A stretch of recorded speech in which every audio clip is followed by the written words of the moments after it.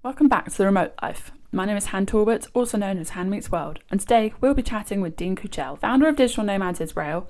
Dean has been working remotely since 2014, dedicating his time to helping individuals, businesses, and governments to adopt and adapt to the future of work. In this episode, we talk about getting started in remote working, Dean's journey to financial freedom, and the power of saying yes. So grab a coffee, a tea, or something stronger, and let's get started. Amazing. So we are live on the Remote Life podcast. Welcome, Dean. How are you? I'm doing amazing. Thank you for having me here. No, you are so very welcome. It's amazing to have met each other here in Dubrovnik.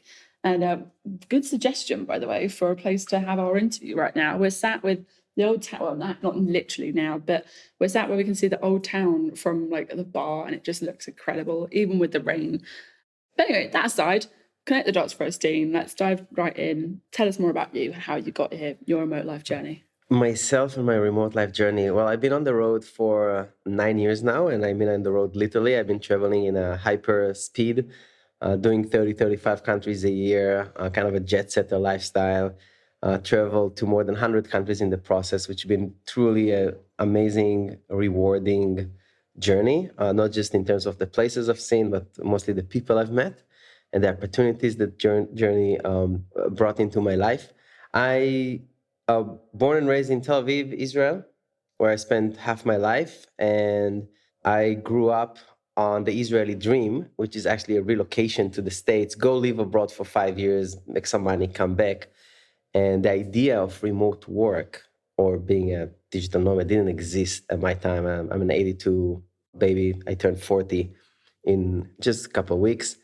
And that's what I did. At some point in my life, at age 32, I found a job in the States. I relocated to San Francisco, and very quickly I had to leave because the visa wasn't ready, my work permit. No. So my company told me, hey, well, go work remote, come back when the visa is ready. And that's what I did. I went to Portugal and Taiwan and Australia and Japan and whatnot. And 5 minutes later, Dean, your visa is ready, come back. And I was like, no. No, not coming back. And they said 3 famous words I'll never forget. You earned it. You proved that the work is being done in an excellent way. You're professional. You're delivering the results you expect from you. Go for it. Go do it. Continue work from the road. And then I started to learn, okay, I'm not the only one. There are other people sitting in cafes and co-working spaces started to pop up. This is like 2014. And I never stopped since then. Nice. I never stopped since then. And not only I fell in love with this lifestyle, I've seen all the beauty and all the advantage and the good things that it can bring, including some of the dark sides it has as well.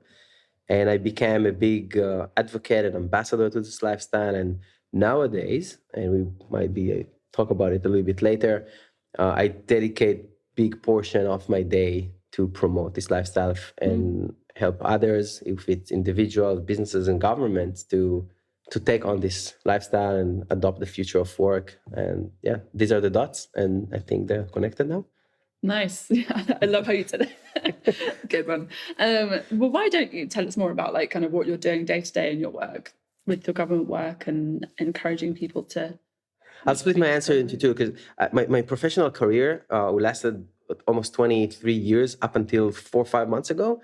I was doing technology. I was working with tech companies, e-commerce, big data, cybersecurity as a customer success manager, as an account manager, product manager, project manager.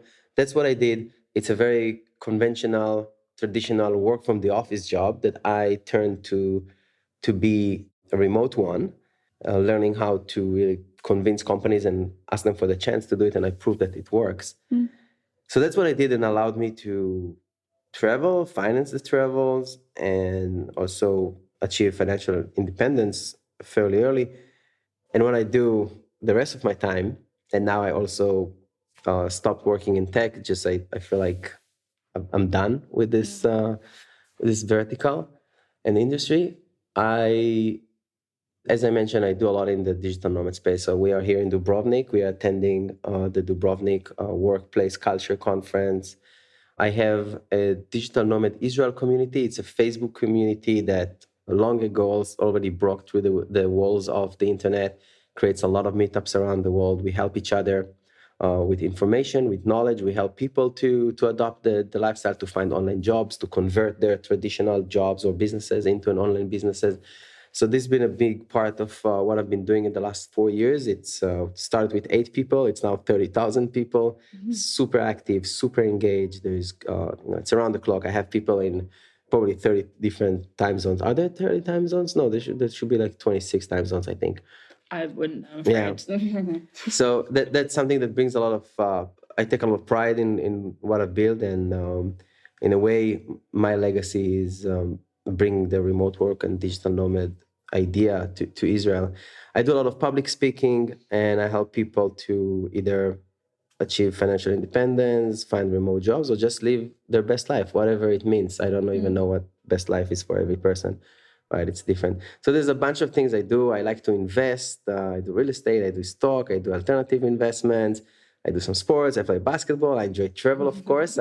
So the whole journey, I got this job that allowed me to, it's something I missed in the beginning, allow me to finally travel while I work and maintain my career. But I don't just travel. I actually have a mission to visit all 196 countries of the world. And that's, we can either thank or either blame my mom. She's a tour guide leader. So since very early age, so my mom traveled the world, always came up with gifts and stories and chocolates. And I said, oh, I like chocolates. I want to travel the world. And so I decided it embedded in my DNA, and it sparked this curiosity for me. And I think since age 8 or 9, I never really stopped traveling. I would always go somewhere, of course, in the summer or holidays. But yeah, it's a big passion of mine. Aviation, travel, people, places. I'm getting excited now as I talk about it, because I want to travel. I mean, yeah, I think that's where we're all at this point. But also, I was going to say, I think we can safely say thanks, Mum. Absolutely. Thanks, Mom. She's been not just an inspiration, but very supporting of the life choices I made. I started my journey at 32 as a digital nomad, and a lot of eyebrows were raised. We're like, okay, what's up with your son, or what's up with Dean? Why is it sleeping in hostels and backpacking around the world? Like, is he okay? Is he doing fine? Like, does he have a job? And it took my parents probably 2-3 years to realize how happy I am. Good. And how much of my dreams I actually fulfill and may come true. And it's also only when I started to give public talks and they attended them, and they saw the spark in my eyes, and they see how people react to this. Like, thanks, Mom. So sweet. Yeah. I mean, I'm not gonna lie. Can I cry on a podcast? No one's gonna see. It's fine. Okay. Can you take a video of me crying on a podcast? I was gonna say, do you want people to see that? It's fine. No, do you know what, actually? Like, I have not literally similar, but like mine's the same. Like, I grew up being put in front of like language videotapes, like, and just being exposed to kind of these different cultures growing up, and then just being encouraged to fully take on learning like more than one language, like as I was growing up. And like, that's where my big love also comes from it as well. So I was also going to say, thanks, Mum. It's always the environment and others that spark ideas in us, right? Everything we do and everything we know, it's at the end, we learn it from someone. As much as we have good imagination, even our imagination is limited by what we know and exposed to. I talk a lot about, to the point that I surround myself with amazing people that has the same views, or people I look up to. And from them is, I learn from them everything I know about building communities, about monetizing, about financial independence, world travel, etc. I imagine also for your parents, like, that gives them some joy seeing you in your element like that as well. Like, it's not just like for yourself. I find that by being authentically yourself and going after what you want for yourself, you give people a bit of that energy and a bit of that spark.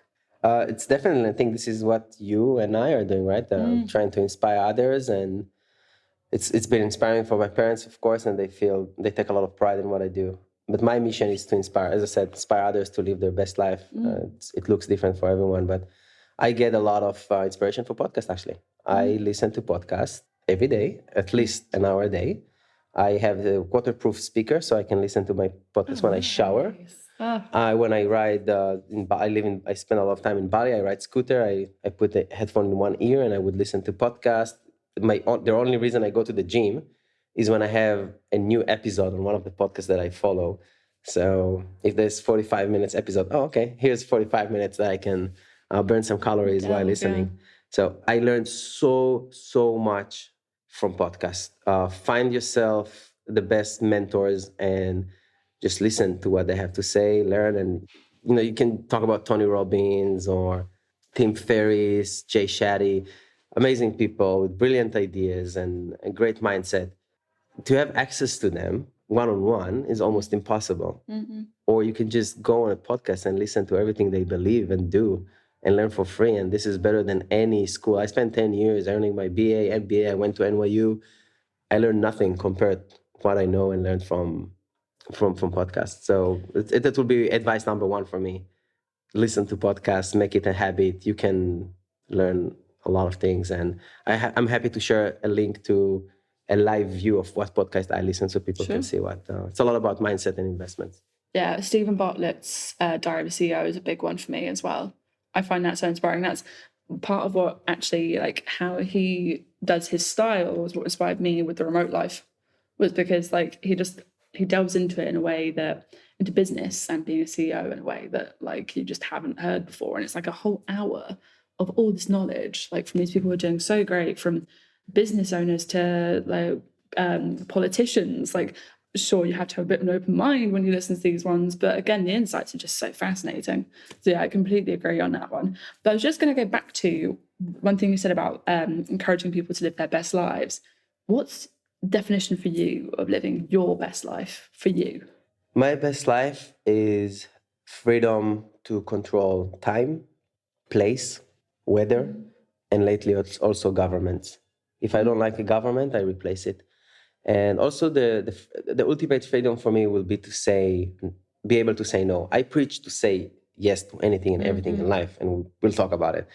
But freedom, the real freedom for me is to say no to certain jobs that if I wasn't in my current financial situation, I had to take them. And then you take a job you don't really enjoy. You just do it for the money or interest or whatever the reason is. And freedom in terms of the people I hang out with. So it's a lot of just also mindset and knowing what really makes do good for you, and not a lot of time. And I've been there even in the recent years.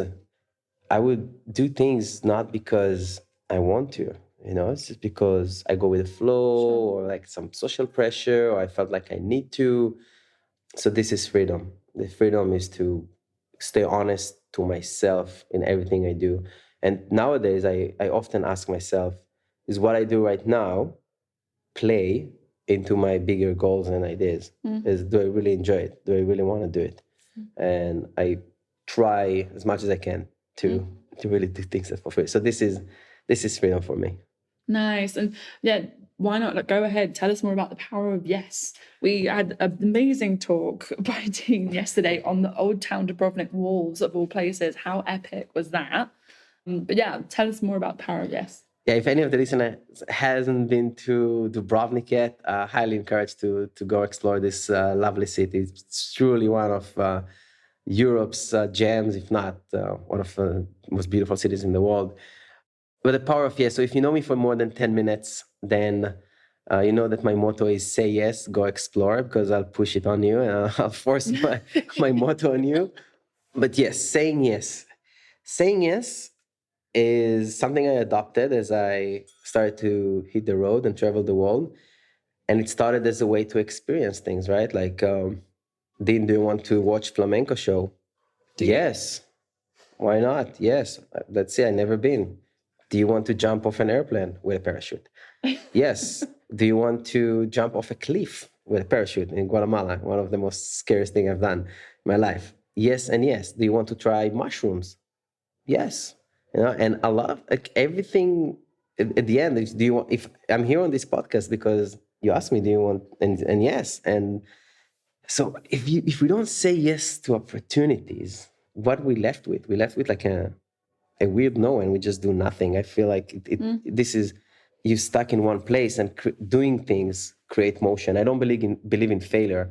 I believe that as long as you try and you do and you create, you move forward, you create progress. Agreed. right? So what's failure? Failure is the result which you didn't anticipate or expected at the beginning, but it's not failure. It's just different, and now try again or do something different. So if there are 10 companies I want to work with and 9 of them say no, I know there will be one that say yes. I just eliminated the other options. So I say yes really to so many things in life, and I always move the opportunity to my court when saying yes. Like, do you want to do this project? If I say no now and then I change my mind tomorrow, this opportunity might not be present anymore. So by saying yes, okay, yes, let me think about. Now I'll think about it. It's also it's a natural tendency to say no. We always ask a lot of questions like, hey, do you want to travel to Dubrovnik? And what's the weather like? What's the cost of the flight? How are we gonna get from the airport to the city? Is it safe? Is it expensive? And we ask a lot of questions. All these questions are basically are negative, or like you're looking for a reason why not to do something. And I flipped it over. The reason I travel solo, but not alone, for 9 years is because I would ask my best friends, hey guys, want to go to Barcelona for the weekend? I want to go, I don't know what, do something, watch a movie. We ask so many questions. I was like, you know what? Never mind. I'll do it. I'll just go and start to have fun. And on the road, what I met more people who said yes to going on a trip to Barcelona or traveling the world on their own terms. And that changed my life, completely changed my life. I think that's so true what you said, just to highlight that point. Like, yeah, it's so underrated, the whole concept of like, stop waiting for people to be ready, go do it yourself, and the people will find you. Like, I hate to say the right people, but it's the people who are the most aligned with like your values. I find them find you.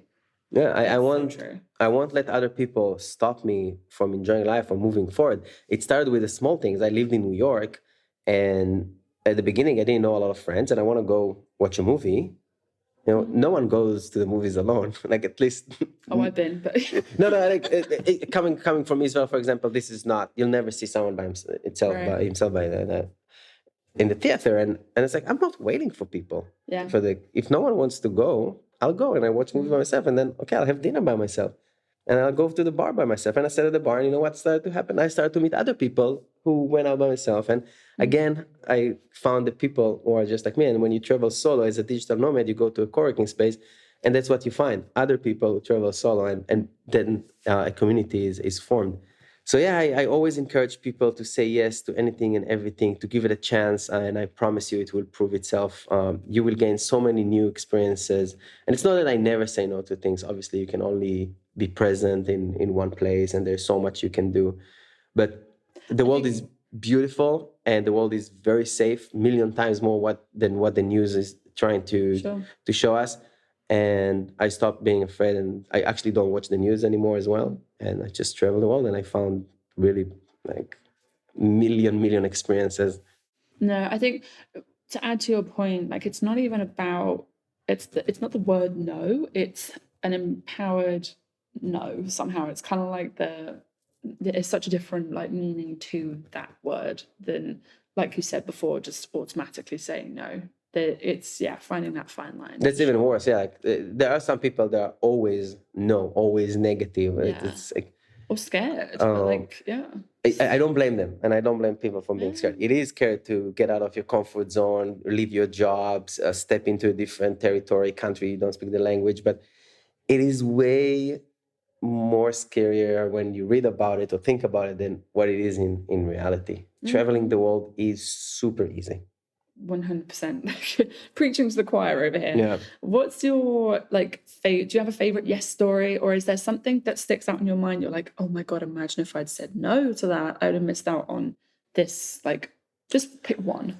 There are a lot of beautiful moments. The mushroom experience, for example, was brilliant. And I'm not trying to promote this, but it was the right setup and the right setting, and it was beautiful.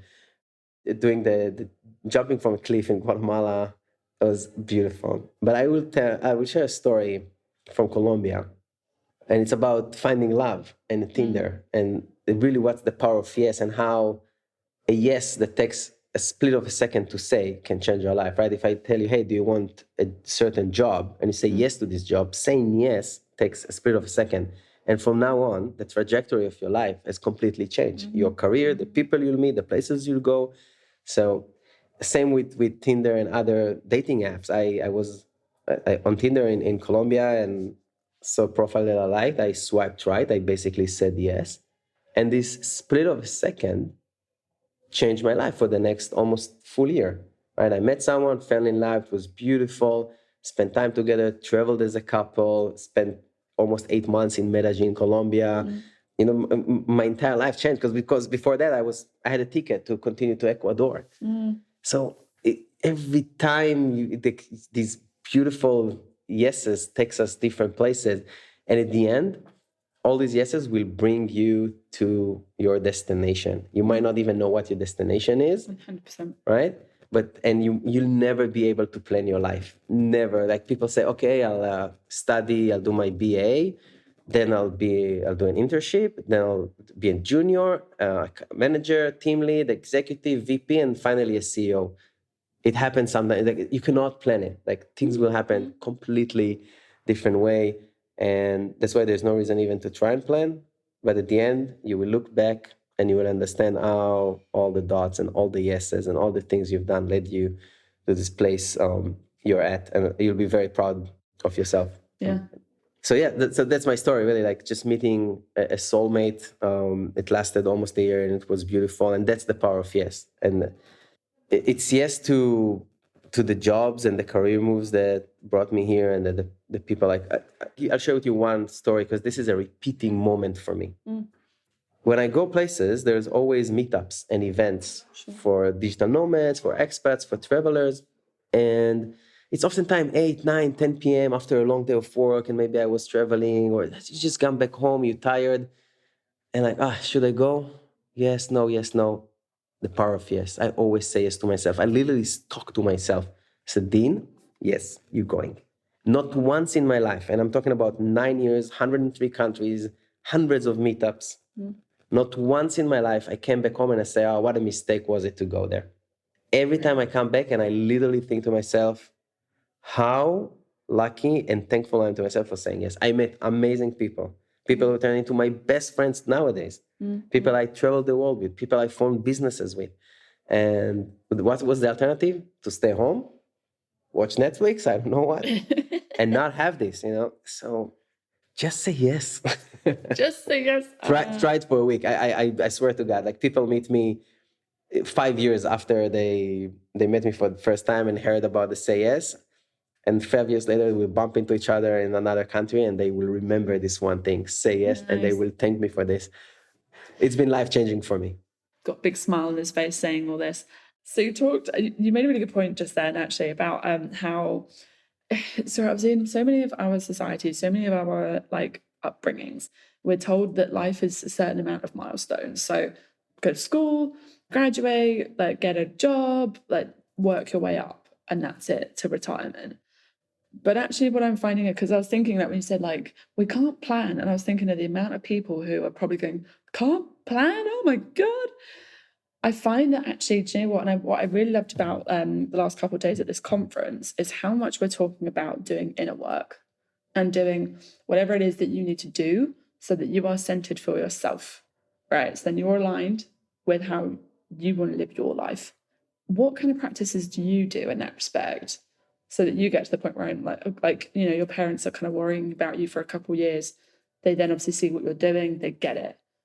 How do you kind of line yourself up each day to make sure that you know that 100% you can't be swayed from your yes? It was a long process to get to the point of the confidence and how comfortable I am in what I do, and not scared to make the steps. I don't expect every person who listen and has doubts about jumping into the remote work or changing career to do it right away. It takes time to build resilience, and you need to do small steps to build some trust with yourself and with your universe.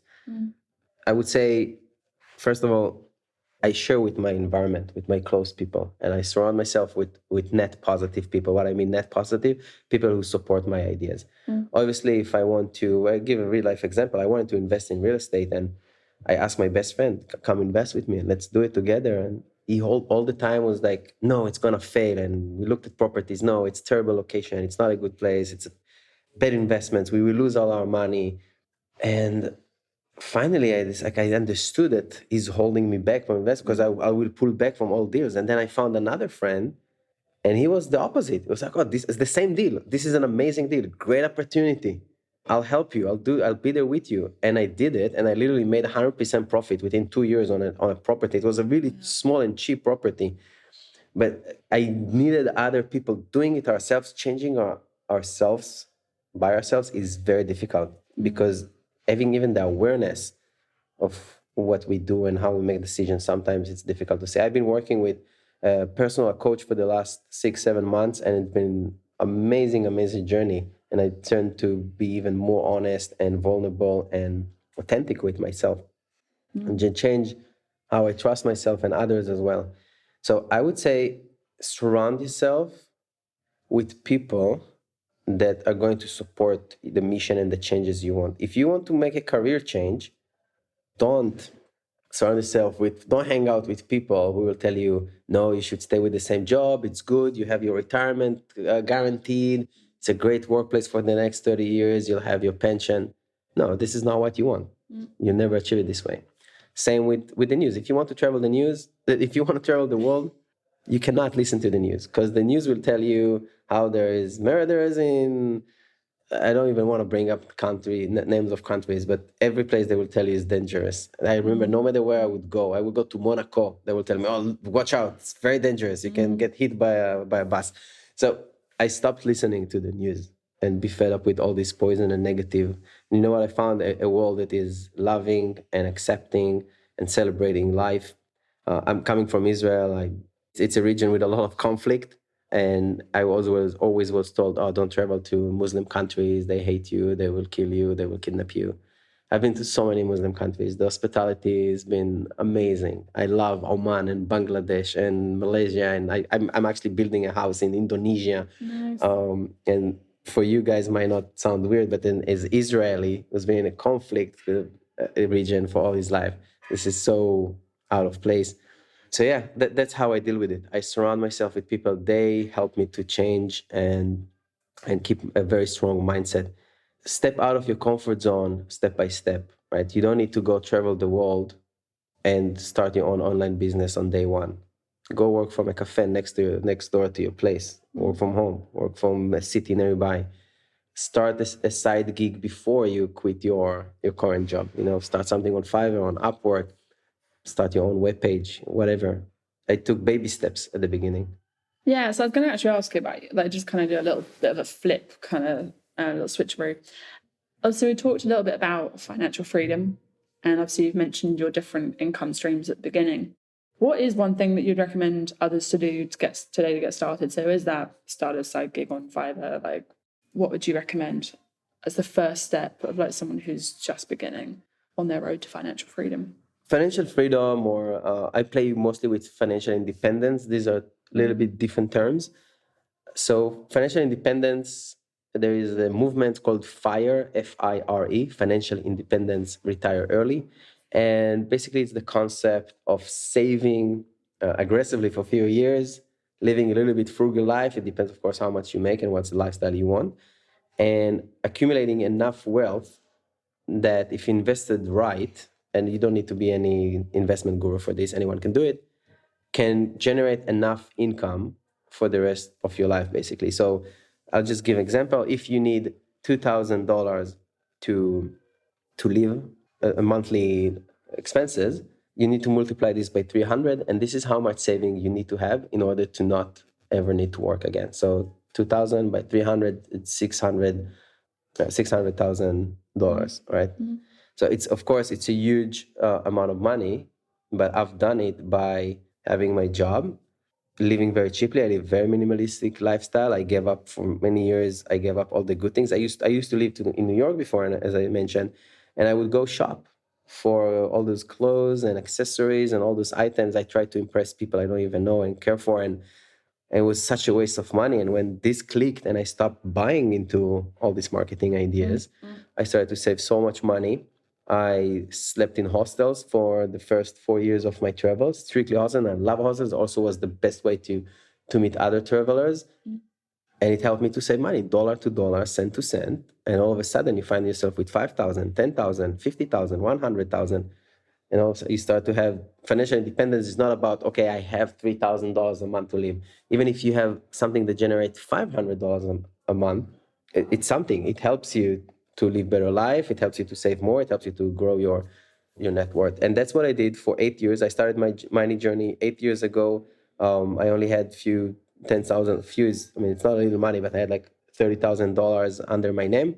And I started to save aggressively. I worked in 2-3 jobs sometimes to grow my saving. But I developed different income streams, right? So I do so many things now, I can't even remember everything I do, but I do public speaking and I do mentorship. I help one-on-one people to change their career, to adopt their current job or traditional business into an online business model. I help people to go on the road as digital nomads.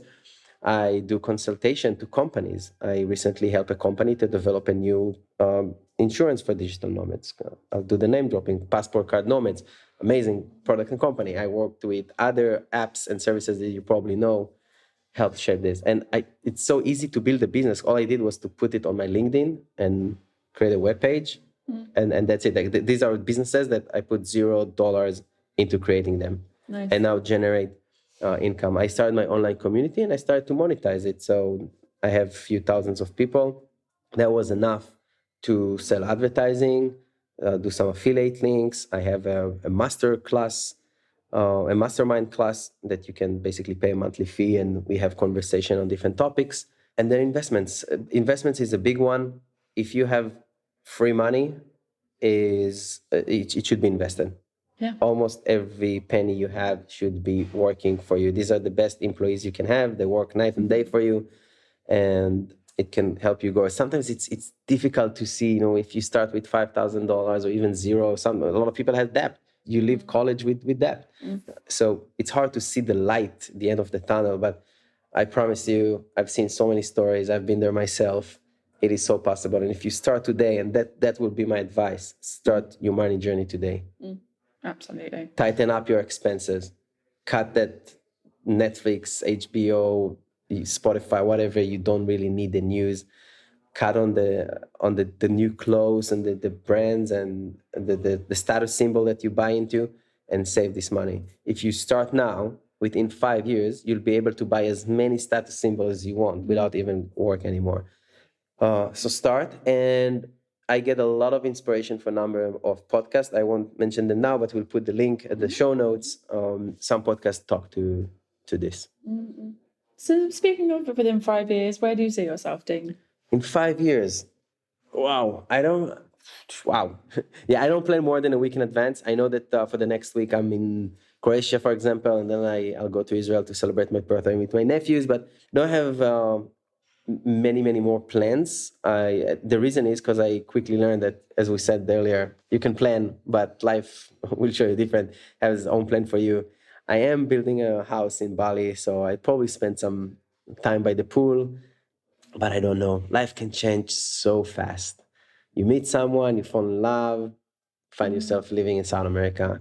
You bump into a guy in a conference, he has this amazing business idea, you decide to become business partners, changes your life again. So I don't know where I'll be in 5 years, but I wish for myself to have the same freedom mindset and the same financial freedom that I have right now, and continue being able to say a lot of yeses to experiences, and also say to no to things that I don't want to take or do, etc. That's what I wish for myself. Where I'll be, what I'll be.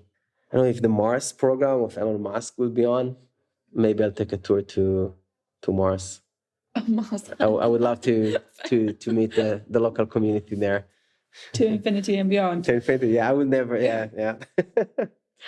Dean, I'm just wary that we've now got to wrap up to pay for our drinks and head to our little boat cruise. So, final question. Home is where?